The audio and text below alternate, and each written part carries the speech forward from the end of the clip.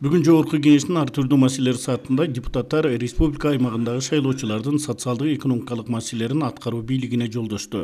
Анда быйылкы ажылыкка баруу үчүн белгиленген чыгымдар өтө кымбат. 2,5 миң доллар кайдан алынды деген маселени депутат Турсунбай Бакир уулу айтып, муну текшерүү зарыл деди. Монополия каршы мамлекеттик агенттик жана мамлекеттин башка тиешелүү органдарына премьер-министр Темирсариев тапшырма берип, ажыга быйыл аттанган мекендештерибиздин тагдырын жеңилдетсе. Качан Кыргызстандын мусулманы 5%-ын бирин аткарам деп ажыга барып келүү үчүн 2550 доллар төлөчү эле. Жалал-Абадтын Көкжаңгак шаарындагы абалы боюнча депутат Уланбек Нуркулов маселе көтөрүп, мектептер электр кубаты үчүн 2 миллион сом карыз, андан улам райондук билим берүү мекемеси жарыксыз олтурат деди.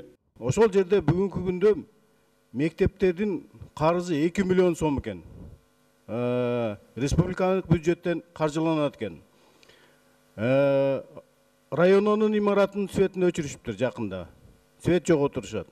Депутат Жылдызхан Жолдошова Жалал-Абад шаарынын тургундары мугалимдердин айлыгы менен Кадыржан Батыровдун мүлкү боюнча маселе көтөрүп жатканын билдирди. Жалал-Абад шаарында мугалимдердин айлык акысы жөнүндө айтты. Анан Батыровдун мүлкүн мамлекетке өткөрүп берүү боюнча чоң маселени коюп атышат.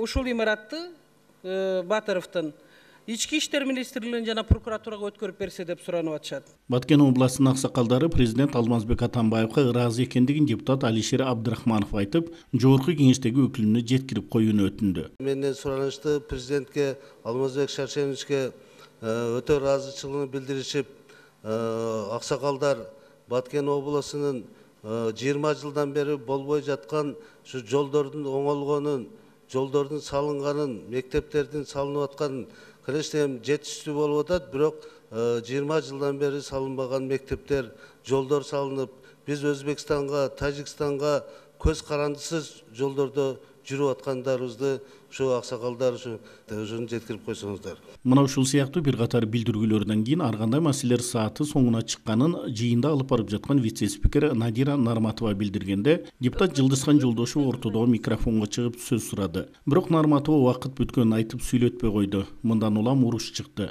Экинчиден, колхозчу өткөрбөйлү десе таарынасыңар. Үчүнчүдөн эч ким бакырган жок. Азыр ушул депутаттар да чыгып кетсе, анда өкөңөр отуруп иштей бергиле. Сиз мени жаман көрсөңүз, эшикке чыкканда менен четишип алыңыз. Мамлекеттин трибунасыны сиз өзүңүздүн жекече амбицияңызга пайдаланганды токтотуң, өчүрүп койгула микрофонду. Күнү келе өзүңүз көрсөтө бербестен. Андан кийин Жолдошова жогорку кеңештеги өкмөттүн өкүлүнө ош бирим боюнча маселени микрофону жок катуу айтып билдире баштаганда, вице-спикер дагы аралашып, уруш дагы уланды.